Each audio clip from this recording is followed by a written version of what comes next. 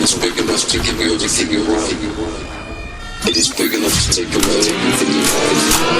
Welcome to the Spearhead Transmission. With your hosts, Nick Brand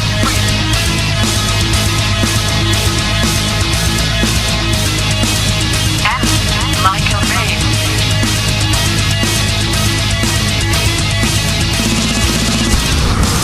This is the Spearhead Transmission.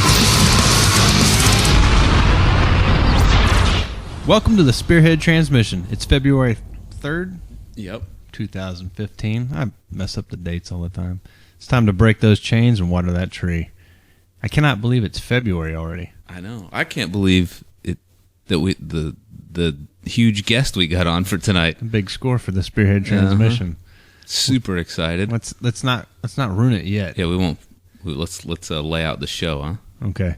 So first off is Mike and I have a tendency to say a few words. So Repetitively. So mine, I say like a lot, like a 15-year-old college or 15-year-old high school girl, I guess. And Mike says, I say right so. right so, And you say that I say, and then what? yeah. And then what? And I say like. And a you say lot. like. So here's the deal. Oh, that's probably one that I say. So here's the deal. You got three phrases. I got Not- one word. Right so. And then what? So Like. here's the deal. Like. Okay, so So the plan is, if I say like, we're gonna just have to do 5 because I'm gonna be doing yeah, because push-ups the entire 10 show. will be too much. All right. So every time we say the word that we constantly say, since we're gonna Word or phrase. quit trying to say it, we're gonna knock out 5 push-ups, and we'll probably stop it halfway through because it's gonna get out of hand because I can't quit saying like. I tried the other day. And it sounds strange in the conversation when you When you point it out. Yeah, when you're conscious of trying to not say it. Mm-hmm. Yeah. And I can't think of what I'm trying to say. That's my That's your go-to. Yeah. My pause. Yeah, Like I need that yeah. half a second to Your verbal pause. to think about something. So tonight we got a few things to talk about. We're going to talk about MKUltra program. We're going to talk about poop inspections, penis size by states, poop inspections. Yeah. What's been attractive to women throughout history, and some other stuff. We're going to talk a little bit about vaccinations.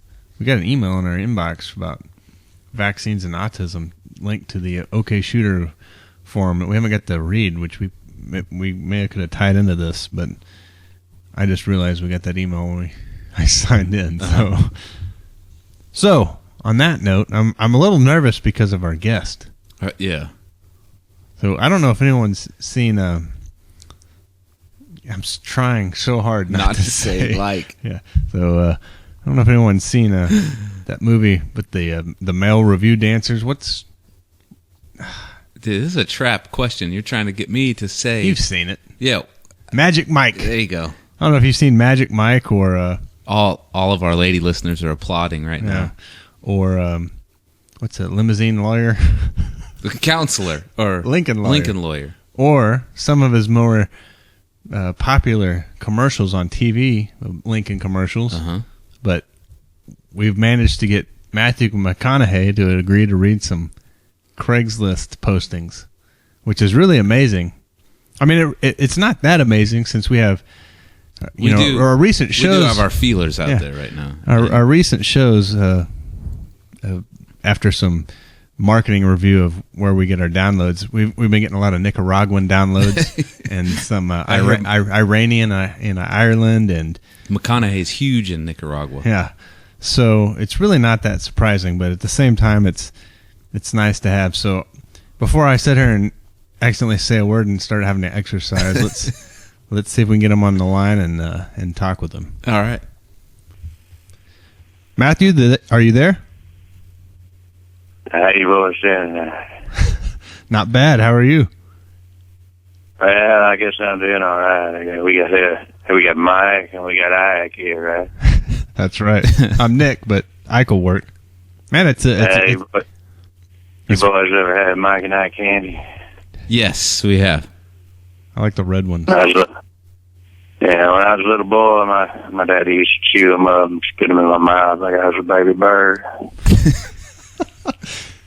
That's amazing. I mean, nutritious, I guess. They give you diabetes.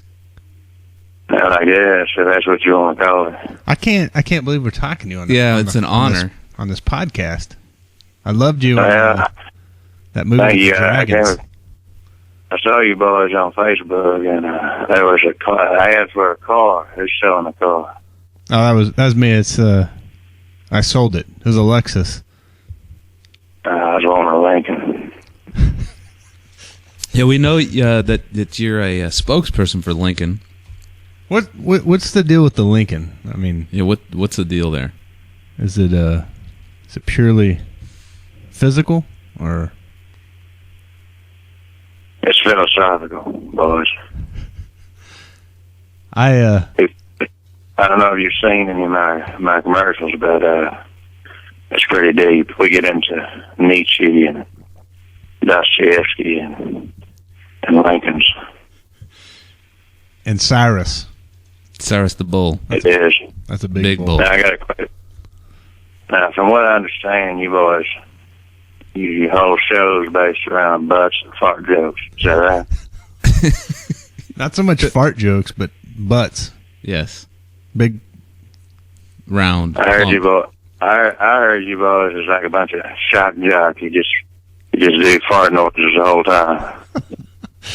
That's Nick. No, it's not me.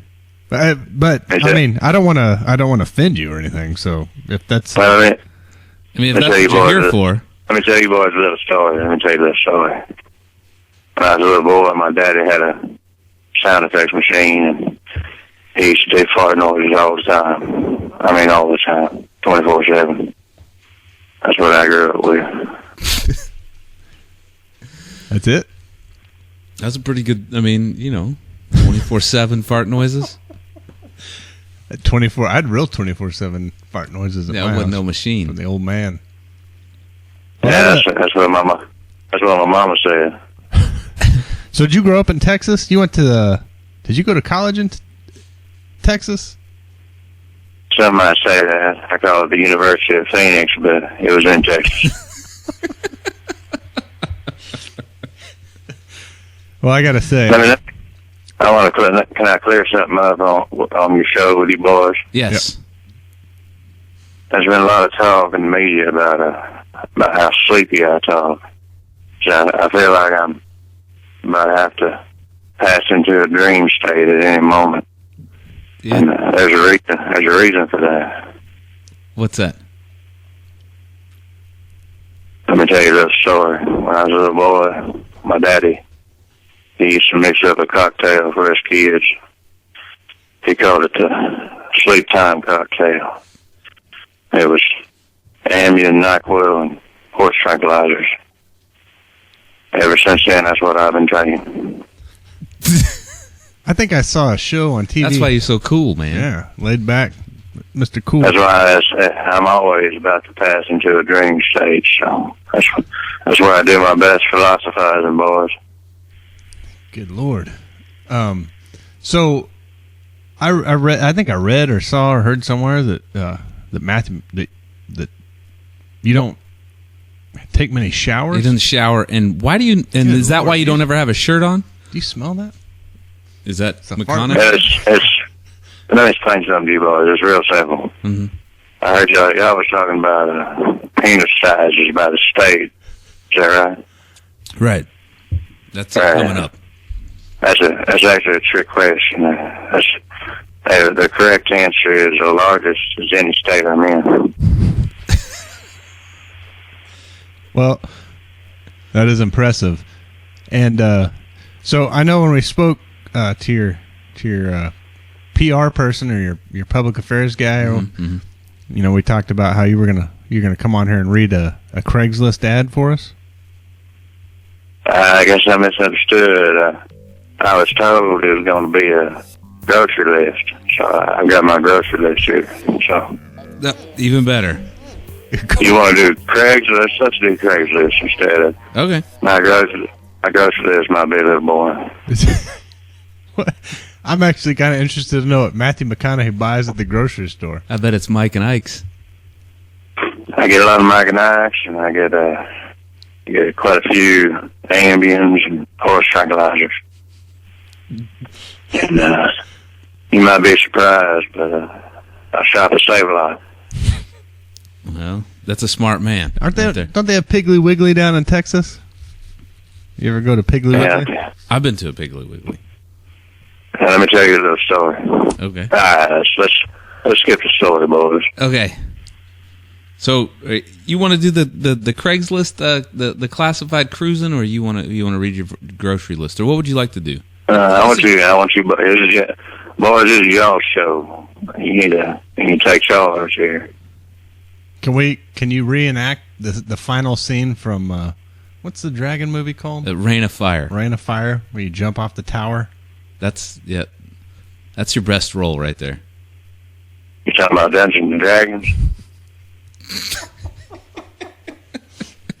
You know what let me tell you this. So when I was growing up, my daddy was a dungeon master for the whole town. We used to play Dungeons and Dragons. I had 50-sided dice. I'd roll them dice. So how did you? How did you prepare for the Dallas Buyers Club? You lost a lot of weight. What did you do? The first thing you want to do to lose weight is to stop eating shit. So that was number one on my list was stop eating shit. And then From there- how much did it, huh? From there, the second step on my list was continue to not eat shit. Did you? And after a while, you just drop that weight right off. Wow, amazing. All right, but boys, I'm gonna be honest with you. I'm starting to get a little offended here. Shadow's not going where I thought it was gonna go.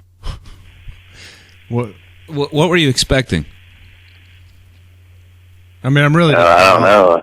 I was expecting something. This ain't nothing. I was like, I just don't even know what to say to so to have such a your star. magnitude. Yeah. This is our first time. We're starstruck. I'm sorry. And we're trying to get this lady on that lifts things with her vagina, but she won't. She hasn't. She may be on, but she hasn't. You probably know her. Mm-hmm. I'm sure he does. She's in Indonesia right now, so she can't answer the phone. Yeah, McConaughey has got to know her. Boys, I wouldn't know. I'm a virgin. Well, we didn't mean to offend you by any means, but Well, I've had about enough of this shit. Well, I've got a Lincoln and I'm going to space. You boys can stay here on terra firma. well, we certainly appreciate having you on, and Yeah, well, fuck you. I've had enough. thank you, sir.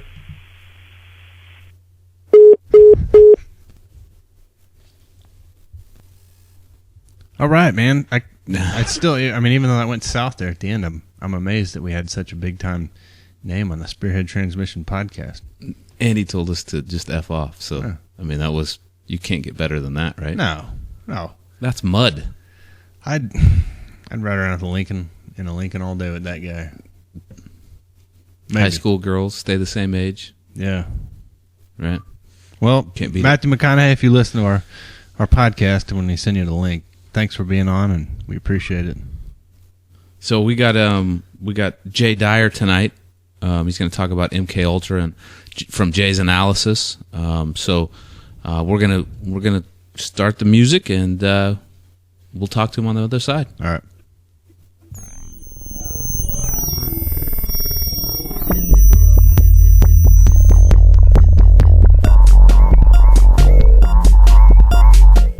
All right. Jay, you there? I am. All right. So So we've had you on before. This is your second time on the Spearhead Transmission, so we're going to talk this evening about MKUltra, which I don't know if you just want to take it off from there. Basically, MKUltra is like a program from, what, the 60s, or is it earlier than that? Or... It's earlier than that. It comes out of the 40s, really begins in the 50s, so yeah. Yeah, so just break it down for us. Give us what MKUltra is, and then we had read your latest article on Jay's from Jay's analysis, and we just really wanted to get you on, and so break down MKUltra for all of our listeners and us as well, and then we'll talk about it. Yeah, well, so basically in the 40s, you had certain companies like the Sandoz, S-A-N-D-O-Z, Pharmaceutical Corporation, realized that you could alter people's perception and personality through certain hallucinogenic drugs. So they experimented with different mushrooms, ergots, so forth, and it was discovered that they could synthesize this into a certain chemical formula, which would become LSD. And when the intelligence agency at that time, the OSS in the 40s, got wind of this, they discovered that there might be a lot of, black ops, covert ops type of espionage usage for this substance. So the CIA, what would later become the CIA in 1950, started a project called Bluebird, and Bluebird was the first explicit use of LSD in what we would later know as MKUltra. MKUltra is actually a broad category term for a whole bunch of different dozens of sub-projects that dealt with pretty much everything imaginable. So everything from the use of hallucinogens, LSD, so forth, to mind control techniques, to splitting the personality of different test subjects that were susceptible to hypnosis, to sensory deprivation, pretty much anything you could think of. So they really ran the gamut with different versions of the same basic model of tampering with the psyche. So we have projects that dealt with spraying unknowing visitors to, say, a whorehouse. The whores would spray people with LSD. There were studies where they would take, there was a rich woman whose husband submitted her to a psychiatric ward under the care of Dr. Ewan Cameron. And Ewan Cameron kind of combined a whole bunch of different MKUltra techniques where he electroshocked and played a bunch of hypnosis tapes, used LSD and so forth on this woman who was basically put into a catatonic state. And Dr. Cameron called it imprinting, where he would wash the brain and then re-imprint it with a new personality. So basically this went on with dozens of universities in the U.S. Big entities like the Tavistock Institute were involved, which is a London-based psyops type of outfit. The American Psychological Association was involved, APA. Macy's, the Macy's Foundation, was involved in putting up a lot of money for this program under a guy named Gordon Watson, who was also involved in J.P. Morgan banking. So basically you have the pharmaceutical elite, the intelligence elite, and the psychiatric psyops elite all kind of coalescing into this big nightmare scenario of, under the guise of the Cold War, justifying basically doing whatever they wanted to a lot of people. And this involved over these different decades of experimentation, numerous people. Bill Clinton even made this pseudo apology for the MKUltra program several years ago. I think it was in the mid '90s. He came out and publicly apologized for MKUltra testing. But the guy, the guys for doing all this was, well, it's the Cold War. And surely the Soviets are going to be doing it, the communists are going to be doing it, so we got to do it. And we got to do whatever we can to, prisoners, inmates, psychiatric submittees. It was done at Harvard. If we think about Theodore Kaczynski, the Unabomber, was his obituary in the New York Times reads that he was actually a willing participant in the MKUltra program. And we see how well that turned out. And again, it just kind of goes on and on. There's just so much here to delve into. We can get into. There's a famous woman, Candy Jones. Candy Jones was utilized by the USO, the tour for the entertaining the troops. Then she was actually under a covert program where she had alternate personalities. Now, a lot of people are skeptical of this. They find it to be, unbelievable. But I've actually dug up in the DSM-V, or the Diagnostics and Statistics Manual that psychologists, psychiatrists use. It still cites these older 1970s articles by Dr. Sidney Gottlieb, who was one of the top MKUltra doctors. And Dr. Sidney Gottlieb's article on alternate personalities actually cites this very thing. It discussed it in detail, the creation of alternate personalities in the psyche, which can be utilized with trigger words. Information can be stored in one personality that the other personality does not have any knowledge of. And this is in a Science Digest article that he wrote back in the 70s. And you can actually find this online. It's not a conspiracy article. It's very public.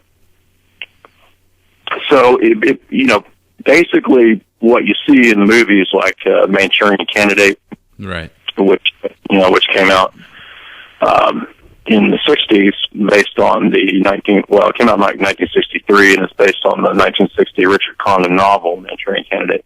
That's more or less real. It's more or less accurate. So, in my estimation, when we look at the scope and reach of these, large pharmaceutical corporations and the way that they push drugs on the public, particularly psychoactive drugs, Prozac and all that, we basically have the expansion of all of that military psyop stuff into the public sphere. So when we look at the 60s revolution, that's why we have Timothy Leary and these different counterculture so-called revolutionaries were actually working with a lot of these same MKUltra doctors. So that money for what Timothy Leary did was actually coming from the CIA as well. So none of this is by accident, and that whole counterculture hippie crap was basically engineered as a big experiment to see what would happen if, a masses of people were given LSD. So I'd be glad to, give, more citations, more references for anybody who's skeptical, whether or not this is all real. There's plenty of works that document all this. And in fact, actually, the MKUltra documents are all public now online. So, right. So that's basically what we're dealing with here. And from there, it's just kind of a never-ending rabbit hole of, endless experimentation and different forms, different projects, Project Artichoke, Bluebird, and so forth, at MK Naomi, which dealt with all these different things like, alternate personalities, assassination programming. All these things are very real. Okay, so I have a question then. So throughout all of that time, from the 40s till, 2000s, would you say that it had become perfected or close to perfected? And we see that you presented a case where, a large part of the population, or a part of the population, maybe it might be a small part, but was affected by LSD, right? So we've seen a generational development. But would you say that throughout that time they had perfected the means of MKUltra, and what you did state was that it's different forms of manipulation of the mind, essentially? I would say absolutely, in the way that the perfection eventually came and exists now is principally through technology. And back in the era when Dr. Ewan Cameron was experimenting in a Canadian psychiatric ward on different people, he was utilizing what's called a Schwitzgebel machine, which was a machine that was used at that time to track inmates. And what it would do is would actually transfer data about the inmate's location, heart rate, and so forth, as well as communicate with the inmate as to, buzzing their leg and telling them, you're walking too far away from your designated area, so forth. So this experimental technology that was used for prison inmates was incorporated into the program under Dr. Ewan Cameron. And with that, he would experiment with radio frequency technology in integrating it into the MKUltra program. So it's not just a matter of different chemicals and different sensory deprivation or whatever. It also involves, over time, the use of technology. So I would say, just speculating with the articles that we've seen that discuss the technology that Darpa has developed with, brain scans and with nanotech that can go in and actually alter the person's, receptors and, basically wipe out a person's, say, bad memories, for example. And, there have actually been tech articles that discuss the ability to reprogram individuals through the same kind of technology. So you could actually have a vaccination or a pill that utilizes manipulation of DNA and RNA to change a person's genetic makeup, as well as basically changing different brain patterns to make them into a different type of person. So I would say in that regard, that's probably where the perfection comes. So the older stuff of the 40s and 50s with the trigger words and Manchurian Candidate type stuff, I don't know how much that still goes on. Maybe that still goes on with Hollywood stars and all that. Maybe, I don't know. Mm-hmm. But when it comes to the tech stuff, I think that, if you saw the last Bourne movie, Bourne Legacy, where he had to take the pills that gave him enhancement, bodily enhancement or brain enhancement of whatever kind. That kind of stuff is, what DARPA works on. So I would say in that regard, it's real and perfected. Well, I know here a few years back there was a Freedom of Information Act released that, because there was this guy that was saying that the government was trying to read his mind, and he was submitting all these Freedom of Information Act releases, and everyone was saying this guy was crazy. I can't remember. This was on the news. It was on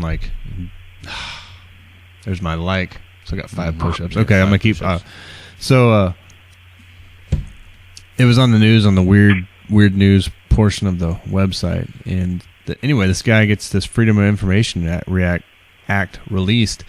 And sure enough, it states a program in which the CIA had put together like this program of 10. Huh? 10. Did I say it like again? Yeah, well, for fuck's sakes. They had this. They used low grade or low radio frequency waves to transfer thoughts to people, and they could actually influence someone's thoughts by. And it's basically like the guy. God, there's 15. They could basically tell this guy what to do. Not the guy. The guy actually may have been crazy or whatever. But right. Well, there is voice to skull technology, which has been around for a long time. So that's not new. But there's also ELF and VLF frequencies have the ability to. Because the body is made up of, basically the cells have little antenna receptors, and so that they feel the different frequencies that are in the atmosphere or the surrounding area. So it's very possible that even Brzezinski talked about this back in the 70s in his book Between Two Ages, that different radio frequencies would be able to influence mass populations. And so there have been plenty of articles about DARPA experimenting with that. There was a Boston Globe article that's since been pulled from the web from like 2000 that discussed that. So that actually tied into cell phone towers. So that happens, but whether or not like they can actually, make you have a thought, I don't know about that. I mean, there's a lot of schizophrenics that exist too. So who knows? Mm-hmm. Yeah, I was gonna. The thing that's interesting too about all this is the Aurora shooting, incident. As soon as it came out of the, God, it's so hard to talk without saying like. I don't know if you, Jay. We had talked about this at the beginning of the show, but Nick says like a lot, like a girl, and I say right so, and then what, and something else. So a lot. So yeah, well, doing a lot of interviews and podcasts, that's exactly what I've been trying to work on, is getting rid of my thankfully I don't say like a whole lot, which is pretty annoying, but yeah, I mean, any of those stutters and all that, over time you get used to. We have this bet. See, there's an now you got me. We're not even going to be able to continue this. Yeah, because I just did 15 push-ups. You just did 15 push-ups while you're talking. 5 push-ups for each like. But what I was saying is that the Aurora shooting, right? The guy comes out and says that he was controlled, mind control, or I can't remember the exact phrase he said, but he said he was under government control or whatever. Mm-hmm. And then he also participated in a study at his college. Right, he was part of a DARPA. Mind control. Yeah, I did a good bit of research on that. He was actually working with the Salk Institute, and if you look up the Salk Institute, they have a big grant from Obama to basically engage in mind control. You can look this up. The article is subtitled something to the effect of Obama, gives grant to Salk Institute for brain program or something like that. Yeah. And it's on the Salk Institute website. Now, Salk is interesting because most people don't know that Dr. Jonas Salk wrote a bunch of books where he talked about how the population needed to be culled big time. So in his books, he actually talks about vaccinations and inoculation technology being something that could be utilized for culling population. Right. And people think that Dr. Salk was a hero. I'm not saying that inoculation technology couldn't be good, but the same people that did MKUltra, these big pharmaceutical companies and, agencies that are behind all that are the same people that are, touting Dr. Salk's SV40, which gave quite a few people cancer. So, right, which was a vaccination. Okay, so I was going to try to connect a point with you and run it by you, but here's we've talked about MKUltra on individual level, but what about on a mass level? And you touched on a little bit with LSD, but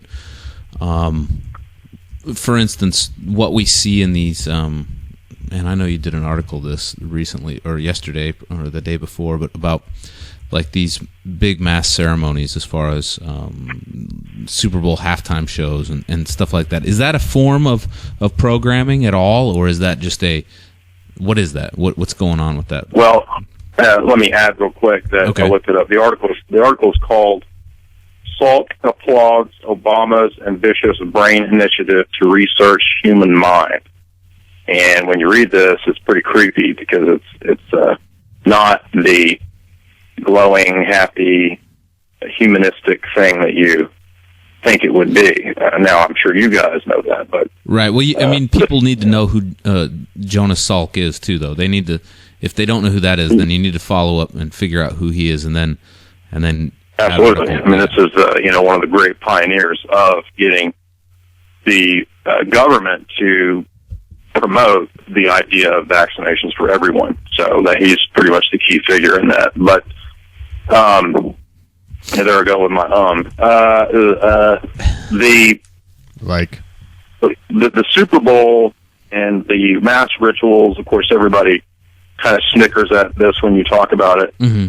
But when you study the depth and the scope of these different programs, and when we know how the Pentagon works, when it has the intention and desire to want to influence and control mass opinion and create a consensus amongst the populace, the target audience, it should come as no surprise that all of these same techniques that were learned about the individual on a micro level in these programs of MKUltra would obviously be expanded on a macro level to the populace as a whole. And when you look into what's also connected with these different RF, ELF, DLF type experiments that have been going on for a long time, all the way back to Tesla. I mean, Tesla is really the father of all this, and Wi-Fi and all that. When we look into this, what we find is actually quite a few white papers and documents, policy papers and so forth that openly discuss a lot of this. And so the MKUltra program absolutely has been put into mass media on a mass scale. For example, there are news clips that show PSYOPs officers being stationed at local news stations. There are plenty of clips that discuss the CIA working with CNN. Now, they're not just there to create narratives or to spin the news. I mean, that was going on in Operation Mockingbird decades ago. Now, it has switched over into the tech stuff. So that's really what it's all about, with even to the point where you can utilize signals to create different effects in the audience. And so, we've heard this stuff bantered around conspiracy circles and alternative media for a long time, but I've actually gone and looked up the research documents. And so the monkey labs that you've heard Alex Jones perhaps talk about at Bastrop, Texas, that's all real.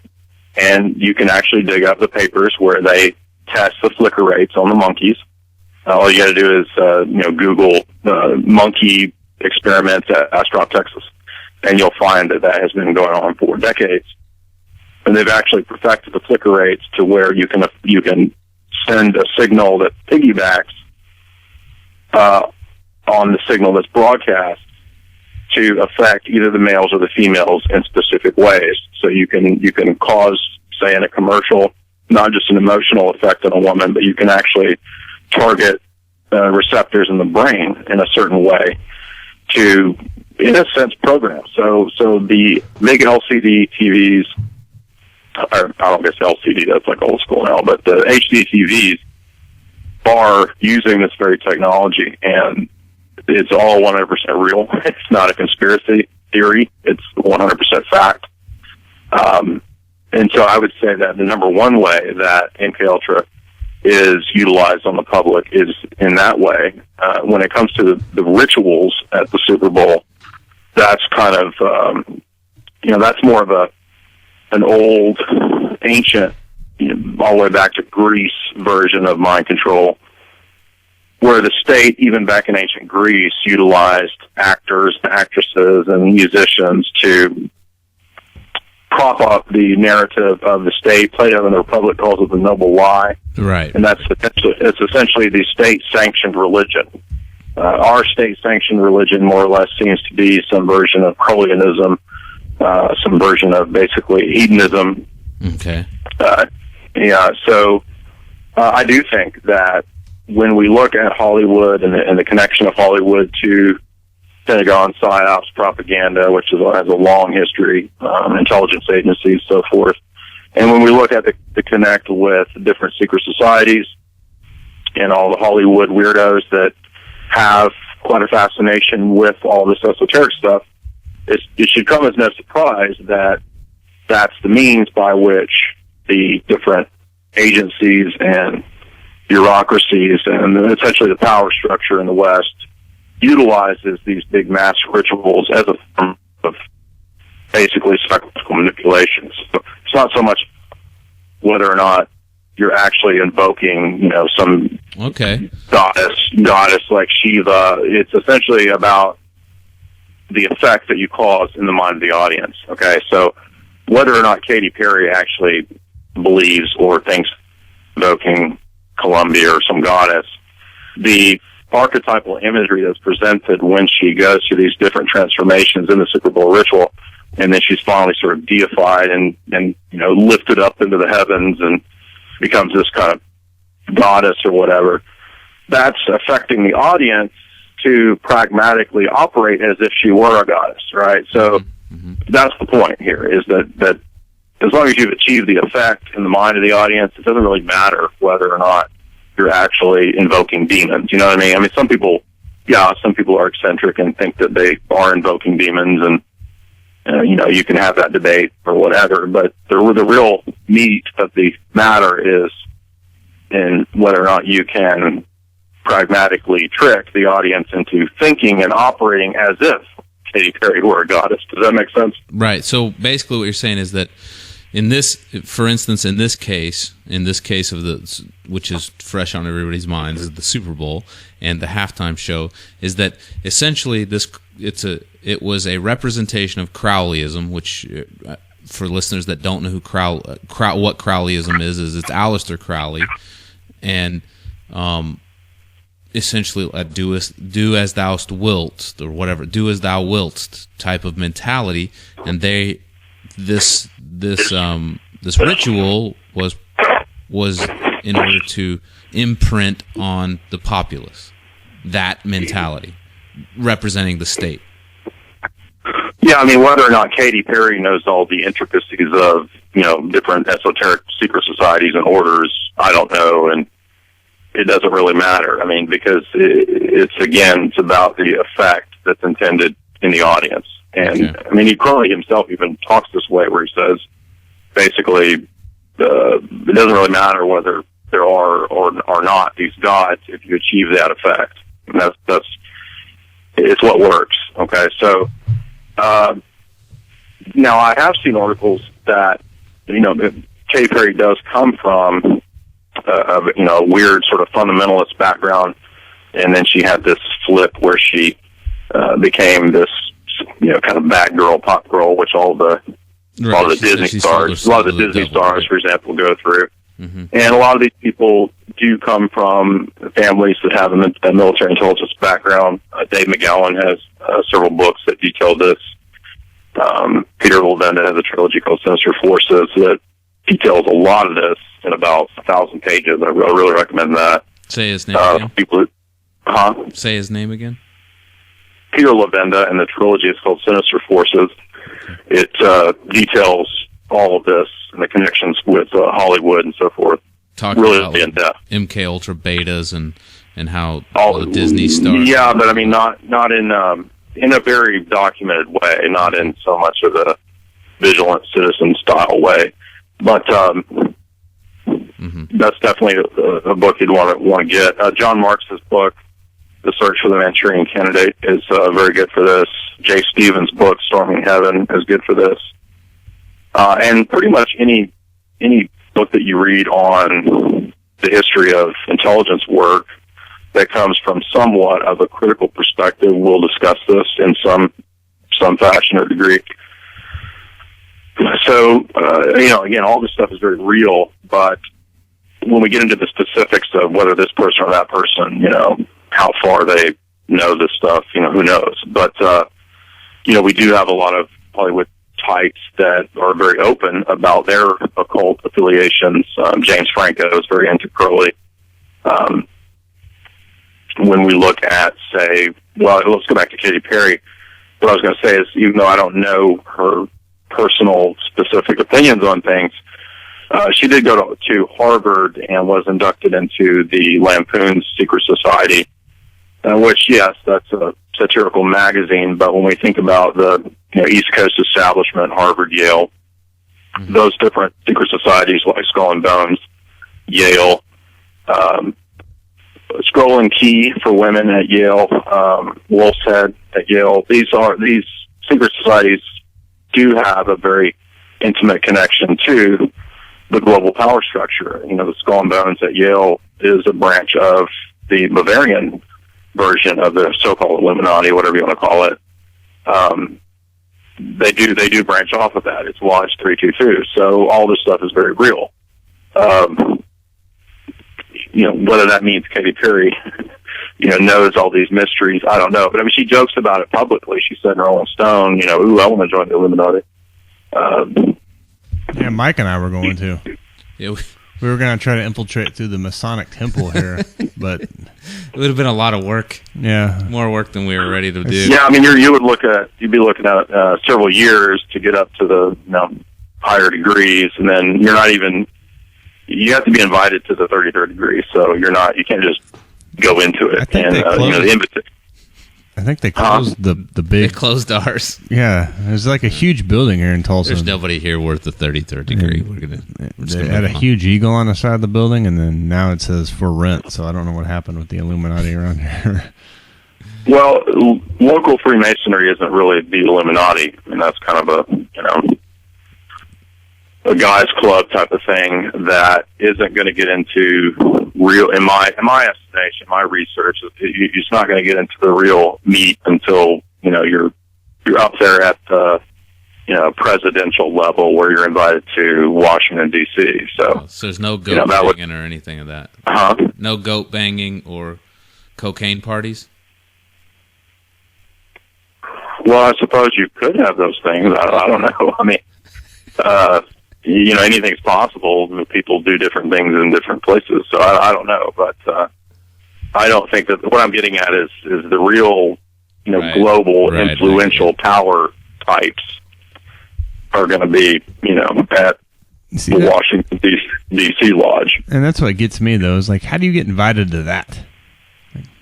Like, why? What's wrong with me? Right? Yeah, you get. Well, I mean, you would have to demonstrate a certain type of attitude, certain type of submission for a long time before you would be. You have to be vetted basically before anything like that. But I wonder if those guys watch people, or you're wondering what they, but also, what they bring to the it table. also has to do with who you are and your background and your bloodline. So, you know, I mean, if you're just a military grunt, no offense, probably not going to be invited to, you know, the New England establishment's top elite parties. Right. Just saying. and I can wine and dine with the best of them. You can eat some wine and cheese and apples. What's up, fuckface? Give me some of those apples. This is good wine. I'm just saying, I'm talking about like the top, you know, the high level stuff. Yeah. You're not going to. No, I totally agree with that. I mean, because I always figured that's a big time, you know, kind of social ordeal or whatever. Anyway, and I'd also figured right when you look at the history of, say, England and Scotland and the Scottish Rite and all that. I mean, that a lot of that stuff gets into Burke's peerage and your, you know, if your bloodline is not, I mean, the Grand Lodge, you know, is in London. So, if your lineage does not come up in Burke's peerage, you know, you're not going to be part of that group. Yeah. I don't know. I mean, it'd be cool to somehow get in some sort of secret society, but I don't know. That the whole. Well, let me tell you, just my opinion, from what I've researched, a lot of secret societies are actually co-opted and used, not so much by the so-called Illuminati, but they're actually co-opted and used by intelligence agencies. So, you know, if you're joining some you know, weird secret society somewhere, you know, you're probably, you know, your lead guy is probably your handler, part of some, you know, intelligence agency. Well, I always say that the NRA and like these big groups, you know, that you join up to, you know, for gun rights or whatever, you know, libertarian movement or whatever. That would be the biggest. If I was the government, or like you're saying, there's three likes. That'd be the perfect sign up sheet for everyone you wanted to watch, or however you want to say it, your handler or whoever. Yeah, here's a perfect example of the intersect of all of this is if you research Scientology, because the Scientology have the nexus of Hollywood, of the occult, with L. Ron Hubbard being a part of Crowley's crew, and you have intelligence agencies. So and fantasy nerds. Huh? And fantasy nerds. Yeah, you have that whole alien Xenu mythology. Exactly. Which is very outlandish, but I guess would appeal to people looking for some kind of alternative narrative. But it functions like a secret society. I mean, it has a lot of, these grades that you go up through, and it utilizes the, beta clearing technology or whatever they call it, where you sit by this machine and it wipes your brain out, whatever it does. But that's a very elaborate, created organization that would be a good example of how this trickery works. Oh yeah, exactly. I mean, they get people to pay, depending upon who it is, they get them to pay thousands to hundreds of thousands of dollars for the clearing, just so that they can then consult them. And you're like, what? I think what it is first they had to do is they had to write. Oh, I gotta do push-ups. I'm done. I can't not say so I'm just gonna say it the rest of the show. So keep going. I have to do push-ups here in a minute. But what they do is the Dianetics, that book, the Dianetics got them sold, and then after they find out the crazy ridiculousness of Xenu and flying a jet airplane into the volcano and freezing all those souls to that volcano, blah blah blah blah blah. They're already hooked. They've already been cleared, and now they're bought in. So it's kind of like, do I? Yeah, here's a good example of how I can tie this into the Super Bowl. Mm-hmm. If you read about the, say, Aztec, Inca religion and how their priests operated, what they would do is they would actually take initiates, different members of the populace, and they would bring them to this temple. And before you go into the temple, you take some version of a pretty strong hallucinogen, like ayahuasca. So you're tripping balls when you go into this temple. And what they would do is they would have a hole in the ceiling where the light would come down, and you didn't know this when you went in. And there's probably some other kind of smoke and mirror stuff going on, and they would move the whatever's blocking the light. So you'd be standing, the light would come on, and you're in the middle of this dark temple. You're suddenly bathed in light. The priest appears, right, and then he tells you to, cut your skin for him or whatever. Literally, they would do all kinds of crazy stuff like that. Mm-hmm. Sacrifice your kid or whatever. And you're tripping, so you're under the impression that this, the priest that you've seen now bathed in light while you're tripping balls is some sort of a deity. Mm-hmm. And then when you come out the other side of the funhouse temple, you've been conditioned and processed. Basically, that was a version of MKUltra. The original guys that went and found the different ergot mushrooms, they went to these tribes, Aztec, Inca type tribes that were out there that still utilize this process. So it literally is borrowed from that milieu. Now think about that in terms of the Super Bowl. You have all these people go. Probably half of them are on Prozac and different psychoactive pills. They're in a daze. They're drunk. You have all the lights and the light show and the fireworks. And Katy Perry comes out and she's ascends into the stars as the goddess. It's the same thing. It's no different. Yeah, no, I get that. Here's one thing that struck me as odd is like all the commercials that led up to it, like that were in there. As far as like the kid, dying, total bummer commercial where he says that he died because he couldn't do all this stuff because he died, and then it comes in it was like a whole bunch of what commercial? Fear. There a State Farm commercial that they talked about. This kid was like, I could do all of this, I could do all this, but I died in an accident, and it was totally a bummer commercial, but. There was a whole bunch of there were a whole bunch of wacky commercials, right? Like weird stuff. Yeah, I saw a girl, Kim Kardashian, on one of them. I saw it on the news. Big ass. Anyway, I'm just saying that there was.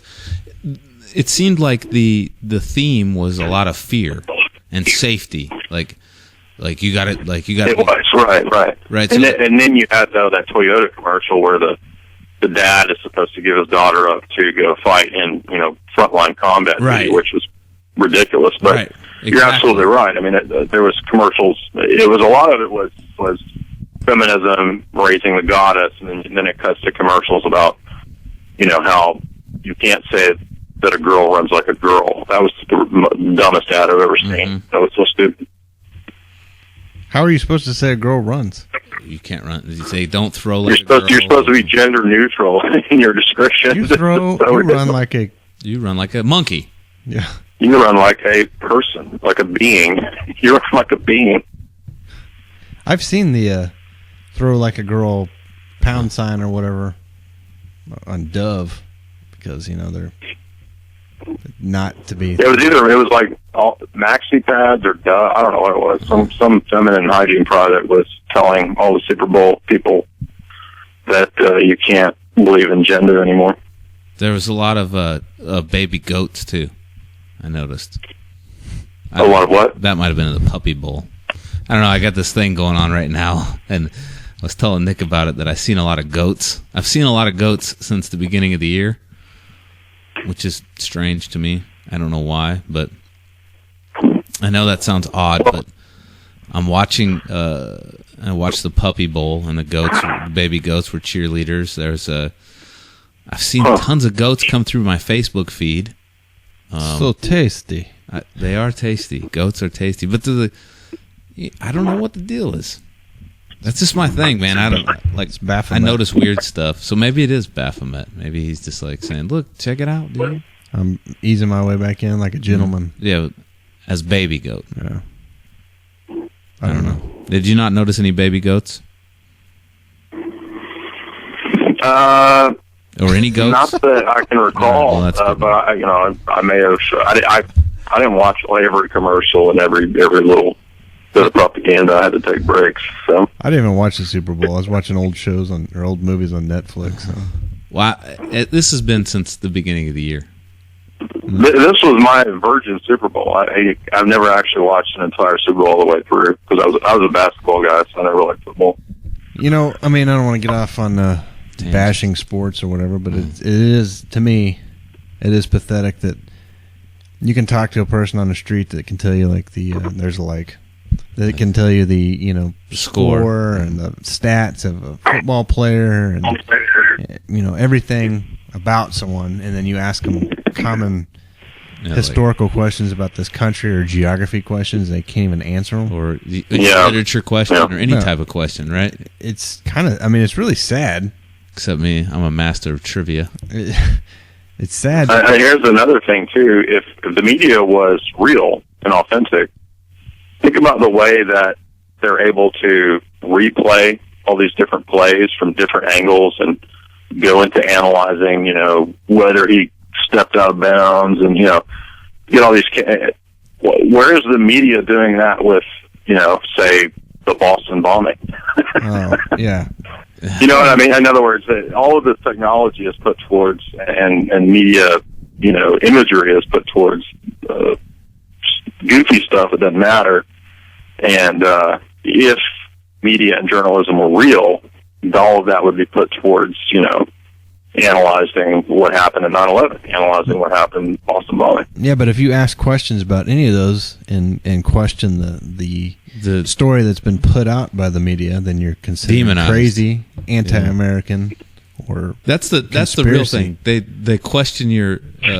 Even if you just question, you don't have to say. Well, you don't have to buy into the mainstream. You don't have to buy into either, but if you just question it, you're still demonized, and your integrity is questioned. You become, wow, he's just one of those lunatics. Just one of those conspiracy guys. Well, why wouldn't you ask questions? Is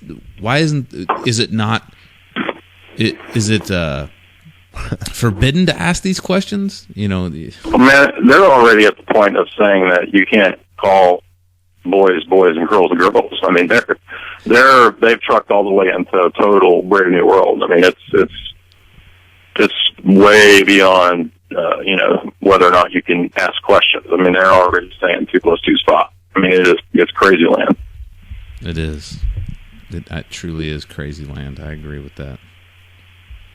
Well, all right, let's move on. Let's talk about poop inspections. Yeah, you ready for this? We're going to move into the hot zone.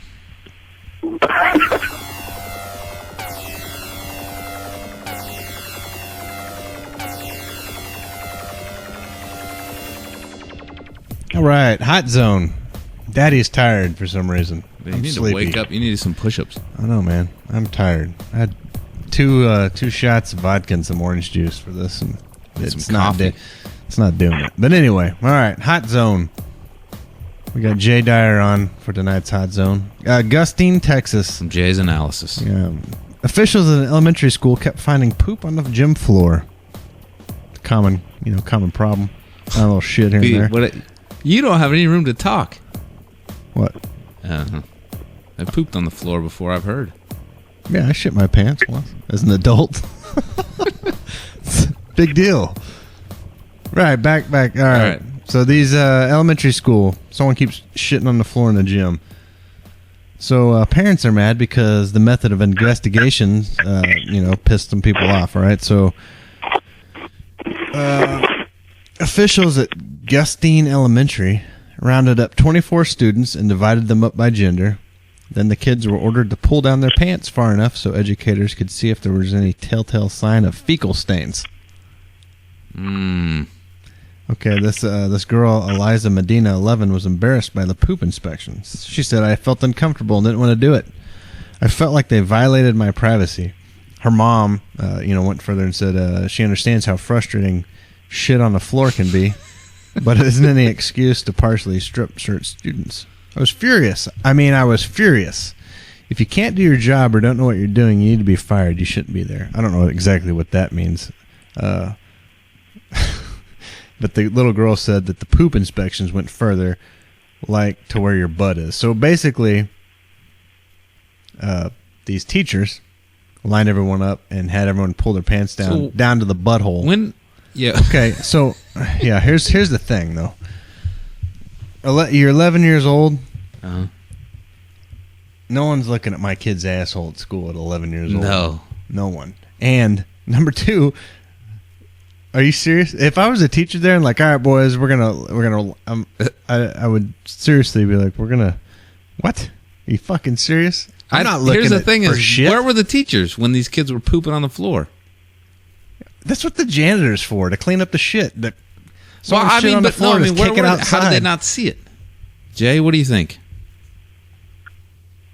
Is this a lightning round? Yes, lightning round. Wait your... You got 30 seconds. Can I pass? Big bucks, Pass. no whammies. No whammy. What do I think? I think it stinks. Exactly. Pun. It's typical, though, as to show of... It's typical reflection of the government that we live in. There's no protection of your privacy or rights as long as they can prove a reason to violate them. Well, that's what I was saying. Crazy land. I mean, this is an even better example than I get. This was crazy land. Someone shit on the floor, so I need to see your asshole. What do you mean? Everyone. Someone needs to... Everybody. Yeah, I didn't shit on the floor. Well, it doesn't matter. You're guilty until proven innocent. You prove to me right now that you didn't shit on the floor, I won't sit here and rim job you. Sounds like high school pranks or middle school pranks. Like we would do pranks all the time, and I never got my butt searched. So yeah, I never had my pants pulled down at school for anything. Right. Okay. All right, we're moving on. This is Mike's article here. Penis size by state. The only reason is because of where I'm from. So I'm like, how does yours measure up? So what is it? Well, I heard McConaughey earlier had a pretty good line. He said it's a trick question. Whatever state he was in, it was the largest. Right? Yeah, it was the largest. Where's he from? He's from Tejas. Is he? Yeah. Texas. His brother's name's Rooster. What? For real? And then he named his son Miller Lite. Are you being serious? I'm dead serious. Matthew McConaughey's son's name Miller Lite? No, his brother's son's name is Miller Lite. All right. Rooster? Rooster's his brother. Like Rooster Cogburn? Mm-hmm. I think it's rooster. I gotta say, Or I it like might just be cock. and I don't know if Cock you've McConaughey. done an analysis of the new True Grit, but I like the new True Grit better than the old one. Yeah, obviously the old one is. It's. I don't like John Johnny Wayne's Wayne. too like. He's too like. Dumb. I don't like John Wayne. He's too like. It's too soft or easy, right? Like not edgy enough. All right, let's move on though. Let's go. All right, so penis sizes by the state. How does yours measure up? Now, my question is what it said here. It says, look, as much as you might hear the size doesn't matter, it does to your ego, blah, blah, blah. To complicate everyone's relative feeling of self-worth, Condom Seller Condomania ranked the states with the largest average penis size based on the thoroughly unscientific metric of who bought what where. That includes... Oh, I thought you meant that whose penis looks like what state? Because I'm like Florida. California. I guess you guys are what, Rhode Island and what? Negative. All right. Oklahoma. So it says North Dakota's number one. Were you born in North Dakota? No, see that's the thing. Does this mean where you're born at, or is this where you spent most of your life, or where you claim home? It'd have to be That's where my you're question. born. Scientific, purely scientific. How would where you live affect your? All right, genetic where you're makeup? born. How does that doesn't make any sense? Your baby's buying condoms. It doesn't make sense. Is this a government-funded study? It doesn't even sound real. Did somebody go and... Are you guys and just sad measure- because number 3 is South Dakota and that's where I claim home? it's And you the guys, where you Huffington guys? Here, let's Post. see where you guys. I'm 38 in Oklahoma. All right, where's It says Oklahoma, where not many people have large penises. But I guarantee you that has to do with the amount of fat people here. Kentucky's 41, my friend. Were you born in Kentucky? Original recipe for Absolutely. disaster. No way. Some sad little nuggets. Don't worry, Texas is worse, so it's 42. I'm not from Texas or Kentucky, so All right, you're from North Dakota. whichever one's the largest, that's where I'm from. All right, that's what I thought, North Dakota. Which I've been mistaken for being from North Dakota. I'm from China. China? Chinese I'm people from are known for huge state penises. of China. All right, let's move on. You're going too fast. I'm too drunk. No, What is this? Hey, what is this? A lightning round? BBC? It says waiting for BBC. News and technology. X. You want to be on the podcast, honey? Trying to sneak around? Officer puts chip under staff's skin? Oh, office. Oh, wait, what is this one? I'm in All the right, wrong this is- one, my This friend. is you. Want to gain entry to your office, get on a bus, or perhaps buy a sandwich? We're all getting used to swiping a card to do all these. But at Epicenter, a new high-tech office block in Sweden, they are trying a different approach. A chip under the skin. Jane, you've talked about this I think you talked few about I that. did. a few different times. You know what's funny, too, is with all my friends and everything, I always talk about how machines are going to become self-aware and we're going to be in a war against technology. And then a lot of your articles talk about technology and artificial intelligence being a threat to mankind, which I think's interesting. I sent you that link today about Malguinus disease or whatever that is, where you turn into That's the only way I could attribute you beating me, was you had robot disease. I think, which I do. That's do the have only way. robot disease. That's why your stomach was itching. No, All right. no one has any idea what we're talking No. about. So what do even you Jay. think about microchips under the skin? My wife just spilled a bunch of shit in the closet in there. Getting cookies out for us to eat. Well, I mean, it comes directly out of what we were discussing earlier with the Schwitzgable machine that I mentioned. That was something that later evolved into the idea of using a microchip. A microchip itself is a little RF frequency device. Goes back a lot earlier than that. But the ability to combine all these technologies into nanotech is completely insane. I mean, you'd have to be a complete nutcase, in my opinion, to get a microchip. Right, to get one put under your skin? Yeah, right. Yeah, I would think so too. I don't understand that, the whole, I mean, it's just the next step. What was your article? What do you think was interesting about it? Just that it's bullshit or bogus? No, just because I don't like the idea of chips under my skin. Well, it's just I already have a tracking device. That's my phone. Why do I need it under my skin? No. Right. Church? You know? Oh. Yeah, it's coming to a point where we're all literally going to have to make a decision. Right? They're going to phase out, iPhones like Sony Walkman. Right? Yeah, because I really want. So you're either, if you want the new iPhone, it's either going to be, some device that you wear on your head or your glasses or in your skin, or you don't get it. This is literally all designed, by Silicon Valley, which is an extension of the establishment, military complex. I agree with that. So it's just because And that's hence the reason why when my iPhone goes out, I'm downgrading. I'm going with the Nokia block phone calculator screen readout. You know what? I think I accept your challenge. I'm not challenging. You're not challenging me. I accept what you're stating here, and I'm excited to see it because what I was thinking. Think of all the time. I have all these needs that I want met, and I want to refuse those needs because, I'm like, man, I wish I didn't have to wear headphones. I wish it was just broadcast straight into my brain. But then I'm thinking, that's insane. Yeah. But just think how easy it would be, where I didn't have to pick anything up, and it was just right there. Think before long. Why could I just live my life? I could just have my life broadcasted to my brain through my phone. Yeah, well, here's the scary Just part. right now, All the way back to H.G. Wells. Mm-hmm. They forecast the rebels, so they knew that there would be a large reaction at some point against all this. Mm-hmm. So they're already war gamed into expecting the revolutionaries to oppose this. So beware of, if 20 years from now there's some great anti-transhumanist party that emerges, chances are that will have already been taken into account.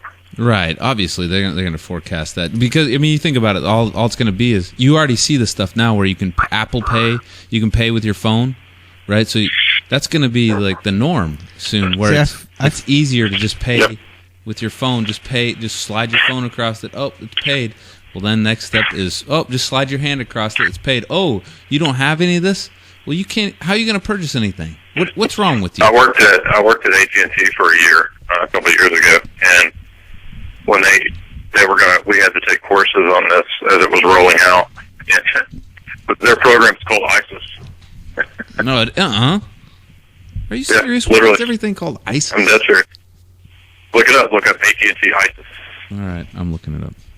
I want to retrograde my technology, I guess. You gonna roll it back? Yeah, I want to go back. You want to go back to the cash. old big box phone with the? No, I don't. I just want a regular little phone that calls people. You should go all the way See, back. the thing that scares me though is I won't advance with technology, and then I'll look like a your parents when they're trying to use your phone. Like, hey, just use mine. Like, you figure you hand them a nuclear bomb, you know? Where's the buttons or My dad just recently got a smartphone, and the other day I was talking to him, and all of a sudden I couldn't hear him. It sounded like he's in a box. And I was like, what? And all I can hear is like, this fucking phone in the background. And he said, I had it on speaker, and now it's not on speaker. I'm like, Dad, just push speaker, you know. And I don't want to end up like that. But at the same time, I spend way too much time on my phone staring at the stupid screen when I could be reading books or drawing or painting or doing something more productive than reading about people's dinner on Facebook. You're right. You know right. what I mean? I get that. I get all that. Like watching videos of some guy's radio broadcast on YouTube. It's just ridiculous. I do see the ISIS joint venture between T-Mobile and Verizon. It's a soft card, I guess, type of to pay for all goods. Yeah, they changed the name just recently so that too many people are tying in. It's rooted in mythology, representing magic. Well, they probably got flack over ISIS. Yeah, in the Middle East. They're like, damn it, these guys are ruining it for us. What is the ISIS program at AT&T? What was it?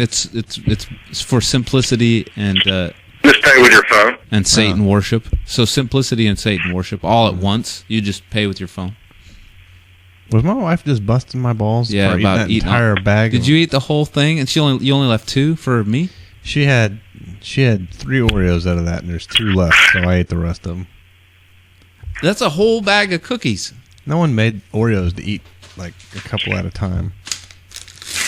I eat a row at a sitting. You want the other 2? No. I left those for her. It was a gift. Mm-hmm. Okay, All right. next story. Church world warns over triple DNA babies. Yeah, I don't know what this is about. I just linked this because... This is again. We're back to Huxley, Wells, Right. Devious Society, Brave New World. Yeah. Exactly. So, in Brave New World, there was no intercourse in that. They were all made of tubes, right? And there were alpha, beta, alpha, beta, whatever it was, but they all had different levels, right? So, me, I would have probably been an alpha, just because. No. But all these, you would breed these babies like if, say you wanted them to be an astronaut, then the growth period, right, while their embryos would have been like in an anti-gravity state, right, to make them feel comfortable in anti-gravity, and they would feel uncomfortable on Earth. So they wanted to be in space all the time, right? Blah blah blah. If they were echoes, they wanted to be picking up garbage, so the embryo would be growing near garbage. I don't know what the hell. So they were comfortable around the stink. That's probably not in the book. I just made that part up. And then they would feed them Soma, which was the drug which was essentially what we have today, which is an SSRI. Well, this church warns over triple DNA, which means they want to eliminate any type of diseases, and where they would take the DNA from you and Casey and some Olympic sprinter, right, and then you would have a baby, right, and it would be this fast baby or a smart baby that was fast, right? You know what I'm saying? What's my makeup of it? Yeah. Nice smart, beard. handsome. Yeah, exactly. Smart, handsome, fast baby. That's a good thing to warn against. Well, what's funny is I've read Brave New World. I didn't think I had. And it's a good book. I didn't like it when I read it, but I read it in 9th or 11th grade. See, why didn't they? Why didn't they? I didn't have to read that. I just remember in thinking, school. God, this is fucking so much shit. I'm tired of hearing about it. You didn't like the book? Sleep Huh? in class. No. See, I guess I read it when I was older. Maybe that's why. We got it upstairs. I saw it earlier. I'm gonna probably try to read it again. I want to read that again. I want to read the ape book. The ape, Planet of the Apes. No, Save the World. Ape. Ishmael. Ishmael. Yeah. Okay. So that's all the hot zone we got for tonight. Jay, you still good? You got to go to bed. What time is it in Kentucky? Mom says I got to clean up my room, so. Okay. All right, so. No, I'm good. All right, we got a abuse of authority. All right, let's do abuse of authority. All right.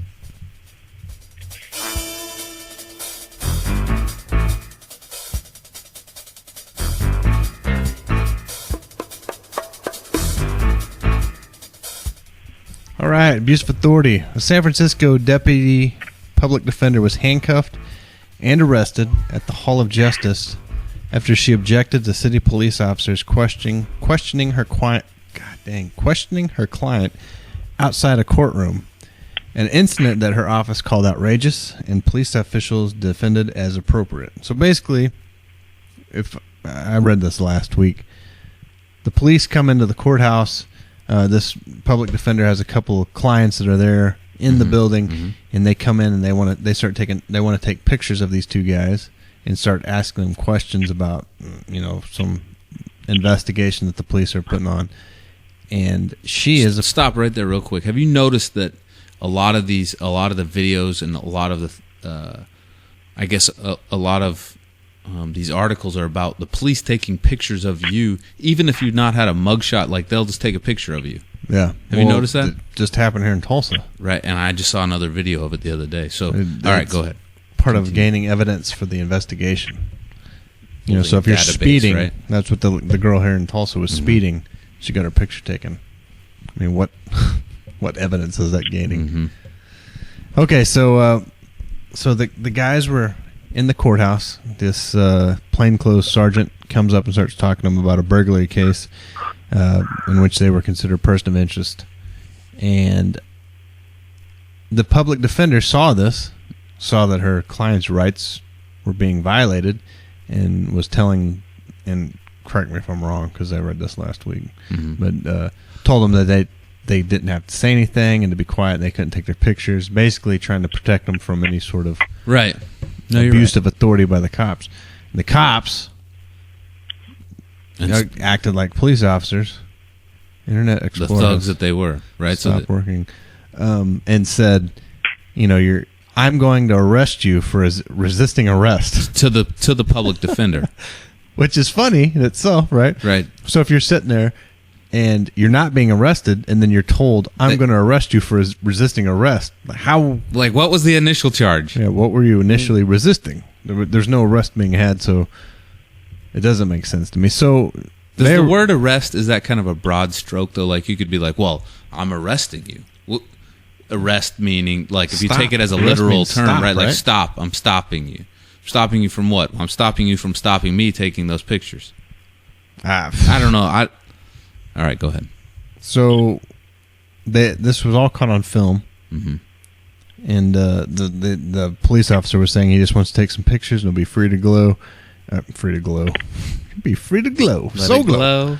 Let it glow. Gorgeous ladies of wrestling. That's exactly what I thought. It's just typical. It just reinforces typical bully culture. I mean, why wouldn't the police officer sit there and say, you know, you're right. This guy doesn't have to say an absolute word to me at all. I've got no right to take his picture, other than in like a public. I can take his picture, you know, just like I could take your picture if I wanted. You can take the police officer's pictures if you wanted in a public area, because you shouldn't expect any sort of privacy in the public. But they can't do that. Every time they're called out on something, it's almost like, okay, you've upped the ante. I can't back down. It's 300 miles an hour. I got to take it to the next level now to shut it down, right? Mm-hmm. So I think they arrested her, right? Yeah, but handcuffed her and then later released her because there's no fucking charges. But I mean, that speaks volume to that culture, right? Like, so it's shoot first mentality is what it is, and then don't worry about it. You're just going to go on paid vacation afterwards. So it's essentially that same type of mentality. Like, well, you know, you got to, if it escalates, you need to have the position of authority. You take the position of authority. Don't worry, we're going to have your back no matter what it is. If it's shooting a 16-year-old girl who bumps you in the leg in a car, don't worry about it. We're going to position of authority. If it's kids throwing snowballs on the street in New York City, don't worry about it. You can pull your gun at them, tell them to freeze because they're throwing snowballs at each other that are having a snowball fight. Don't worry about it. We're going to back you up. If it's shooting dogs in the backyard, don't worry about it. We're going to back you up. It's all that mentality that we see, that there's no accountability held. Okay, so she says, a uniform does not give anyone license to bully people out of their constitutional rights. If police are able to do this to a deputy public defender in front of her client, I can only imagine what is happening on the streets. Good little sentence there. So, what do you think about this stuff, Jay? What do you think about the culture of the police? I don't want to put you on I am putting you on a spot. But what do you want?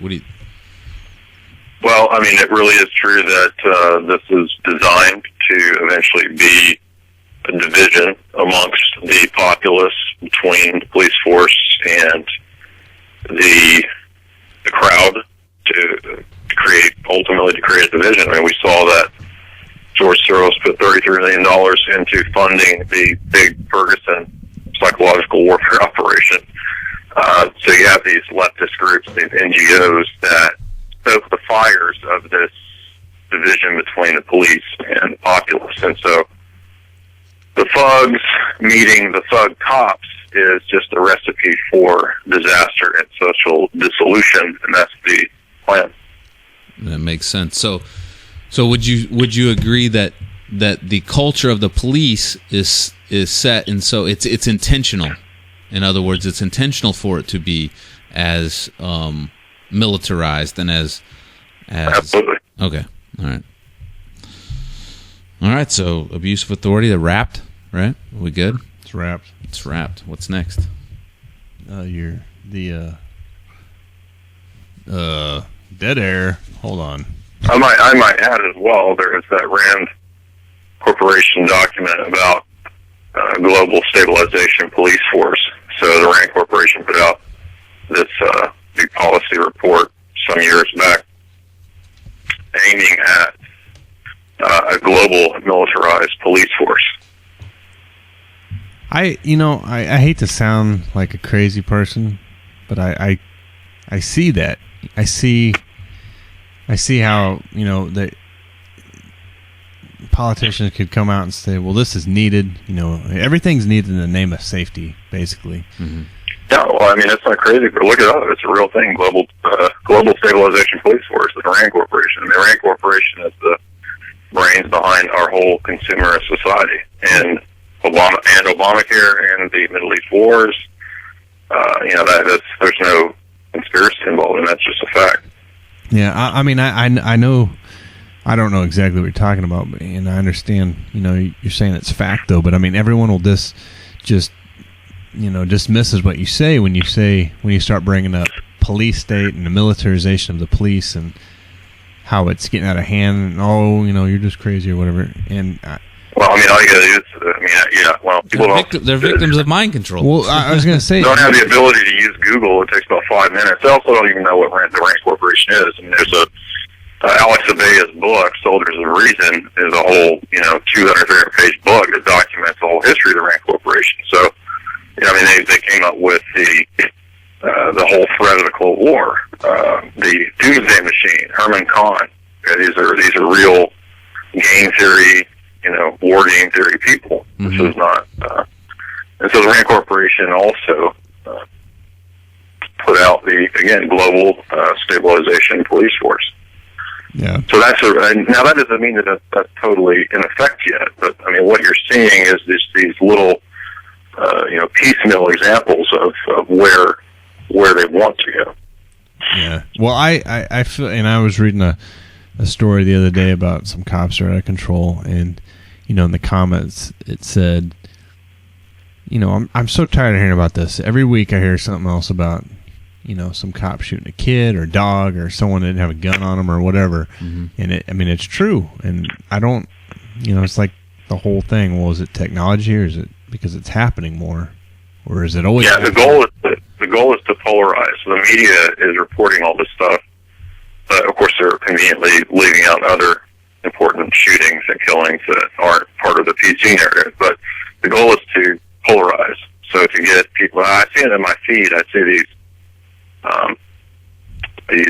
foundation-funded news organizations that only post stories about how the cops are bad, and I see other entities that only post stories about cops being good.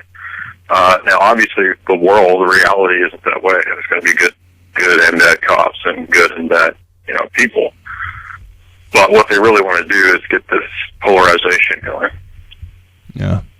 Hey, before I forget, I don't know if you saw this or not, since our final segment of the night is going to be about the Ode to Women, but did you see the Super Bowl commercial about the Boston Tea Party with the TurboTax? I did. What'd you think about that? It was like they roll back or go back on it or something like that, or it was like the British and the Americans were good buddies again. And did you see that? Yeah, absolutely. I don't remember. Now, why do you think? Remember when the Prince and Kate got married, and that was like all that the U.S. news reported for like a week. Right. Boy, why? I don't know, because I don't care. Well, I mean, That's exactly with the Federal Reserve, the U.S. kind of came back under Under British British, banking dominance. So. That makes sense. So whenever you think like that, then what? Then you got to take it even further, right? And you got to think why. Why did that happen? And then whenever you start to really break into that, that's whenever my brain starts to hurt. Is whenever I start. Well, we did a show about that, and we talked about how royal bloodlines, and we talked. It was a tinfoil hat segment, but it talked about how these royal bloodlines trace themselves back to Jesus, and how Edward the what was his name? Edward the Longshanks. No, the guy that always yelled everything out at whatever his name was back in 1066 said that the royal family was related directly to Adam and Eve, or related directly to Noah. Yeah, the Norman conquest brought the Franks in, and the Franks thought that they had some connection to the descendants of Jesus through Mary Magdalene and all that. A lot of that's very true, and when you look at the peculiarly British creation of what's called British Israelite theology, that is very real. There is a tradition amongst some members of the British nobility, which are actually the Saxe-Coburg Gotha, or Germanic and Romanian. All that's true. And they do have that Merovingian idea. Now, I don't think that ultimately that is true, but there is this mythology that they have, that they do have that descent, and so that gives, in their mind, this sort of Davidic lineage that gives them divine right. So that mythology is there, and people really do believe that. Right. Yeah, they do believe it, and that's what lends power to them, right? Instead of them just being other humans, there's some sort of. However, for me, it's very hard to. It's extremely hard for me to. I guess it doesn't matter to me. It's like, I don't care what blood you have in you. It doesn't. You're no greater than I am, and so it's hard for me to. I guess to look at another man and think that you're just because this blood was in. It doesn't make you any better. What's the value that that you have? It doesn't make you worth more than I am. And for everybody to, I guess, bend a knee to that, it's ridiculous to me. I find it absolutely stupid. I guess. All right. I'm done with that. Ode to women. Ode to women. I need to go to sleep. All right. So, let's do it. Oh my God, Becky, look at her butt. It is so big. She looks like one of those rap guys' girlfriends. Can I add a point here? Oh, yeah, go ahead. Stop the music. The history of the Federal Reserve with Colonel Edwin Mandell House, all that's true. Mm-hmm. And Edwin Mandell House actually was a British banking agent, and he did help get the Federal Reserve Act passed in 1913. Sold on the public through Woodrow Wilson. He was Woodrow Wilson's advisor, but he was actually an agent of British banking interests. It makes sense. I mean, when you look at that history and you follow what happened shortly thereafter, and how the run on the British gold, and how essentially we tanked our stock market, within the next 15 years of that. Right. It totally makes sense. Now, Tragedy and Hope, Dr. Quigley actually discusses a lot of this at length. So, yeah, and that's from the CFR perspective. Yeah, that's from the bad guy's perspective. If you read Jekyll a Creature from Jekyll Island, it also goes in depth and talks about it. So, all right, so we're moving into Ode to Women. I just watched the video for this. I already did. I watched it. Have you? So do you have this link, Jay? I'm not on my computer. I'm pacing about. That's okay. It's okay. It's a link of this website. You figure you're looking at something real scientific here called science dump. Mm-hmm. Turning back sexy clock, body ideals through the ages. All right, so basically what it is Trying to pick my favorite here. it starts with ancient Egyptian, right? These are women. Their body types, the ancient Egyptian, they were slender, narrow shoulders, high waist, and symmetrical face. Let's see. Ancient Greece. So from 500 to 3000 or 300 BC, they're plump, full-bodied, light-skinned. Women were considered disfigured versions of men. Oh, that's unfortunate. It's Greece, man. The Han Dynasty from Greek wrestling. 206 to 206 BC to 220 AD. They were slim waist, pale skin, large eyes, and small feet. You know what's great about all these? They're all women.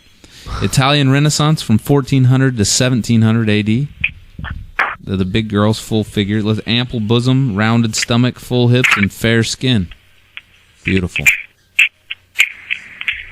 Let's see. Oh, Victorian England, 1837 to 1901. I'm going to go on a... Women wore corsets to achieve ideal body shape, desirably plump, full-figured, and cinched waist. You got to wait to the end until you give us your... All right. I just picked mine. Roaring 20s. These I didn't like these ones. All right, Roaring 20s. We Yeah, it was had like stick people. flat-chested, downplayed waist, short bob hairstyle, and boyish figure. Why would No. Yeah. It's Golden Age of Hollywood, 1930s to 1950. These are big girls. Curvy, hourglass figure, large breasts, slim waist. Let's think like Marilyn Monroe, right? Is that what? But that's later. No. Swinging 60s, 1960s. The swinging 60s. They look willowy, thin, long, slim legs, adolescent physique. Not mine. Supermodel era, the 1980s. Ding, ding, ding, ding, ding, ding, ding, ding, ding. That's like Elle McPherson, right? Athletic, svelte, but curvy, tall, toned arms. Okay. 1990s, heroin chic. No. They just look like, yeah. Wayfish, extremely thin, translucent skin, and androgynous. No. Kind of like the 20s, but Yeah. on drugs. Postmodern beauty, 2000 to now. This is flat stomach, healthy skin, large breasts and buttocks, thigh gap. Women regularly get plastic surgery to achieve their desired look. That's all my only issue with this. Like postmodern beauty's all about plastic surgery. Right, to get to that point, right? Yeah. All right, so I'm going 90s there. That's probably You some of the mean best 80s, for right? me. Yeah, I think you mean 80s. You don't want the wayfish hair. I'm sorry, I meant 80s. Yeah. Yeah, I 80s. agree. the only thing with the 80s was the ridiculous swimsuits. Ah, man, I loved them.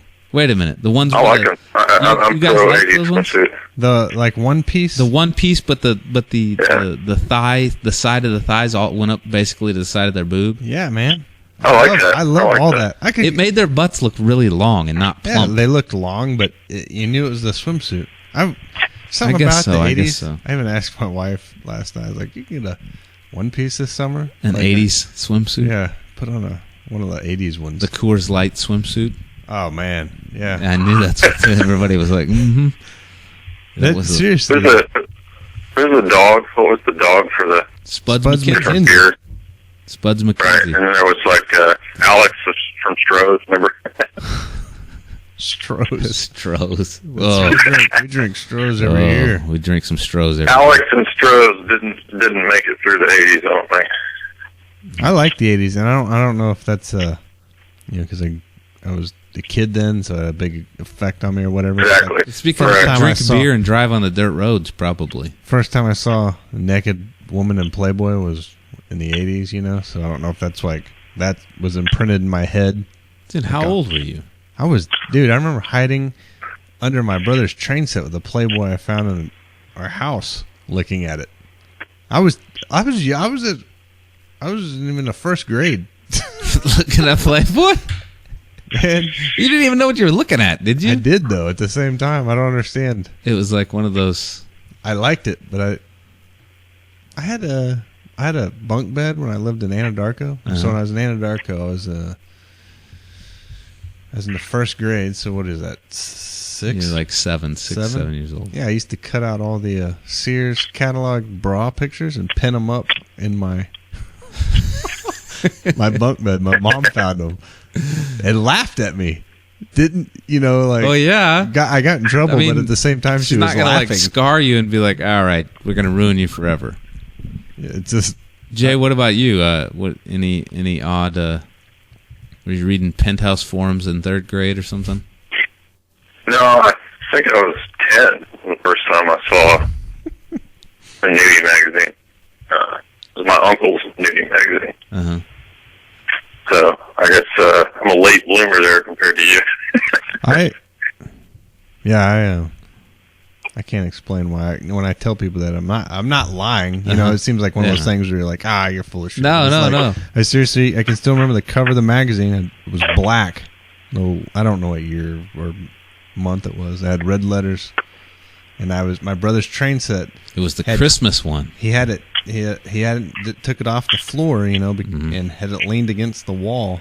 And I climbed between the wall and the train set in that little cave, and was like, "Look at this Playboy." I got busted by my mom too. Then I was just looking at it though, I didn't have my pants around my ankles. Right? What are you gonna do with it? Yeah.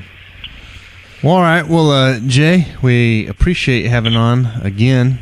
It's always a pleasure. From jaysanalysis.com.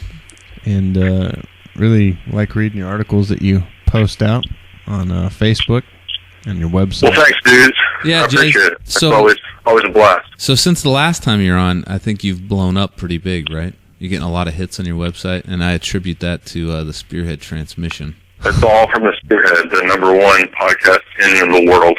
Right. From now till eternity. I was gonna say, if don't be like what's his name, want to blow up and act like you don't know nobody. Yeah. You got to blow up. If you blow, Who did that? it's I don't know. that rapper with the shark teeth. You know what I'm talking Who? about? What? You've lost me. What now? He'll link it for you. I'll post it to your Facebook page here shortly. Okay. Yeah, you gotta remember the small guys when you're big time. When you get into It's not big. I had 100,000 hits in January. That's good, dude. It's big. It's bigger than last month, but that's still small time. Yeah, but you're back on the Spearhead Transmission. You're gonna get 200,000 now. yeah, Let's go for it. you'll be invited to be Illuminati before you know it. And once you get into that club, As long as it's like Eyes Wide Shut and Nicole Kidman is there. mm-hmm. Okay. no goat banging. No goats or dudes. All right. Well, I think you have to go through that in order to get into that club. I think. Maybe not. Maybe I can just go to the level where Nicole Bypass it. Kidman is. Stay at that level. I'll just go to Nicole Kidman level. I don't want. I definitely don't want the Larry the Cable Guy level, please. Mm-hmm. Right. All right, so Jay from Jay's Analysis, thank you. And once again, if you make sure you like and share our Facebook page and our YouTube page, make sure and tell all your friends about us, and we'll see you next week. Thanks. Adios. Bye.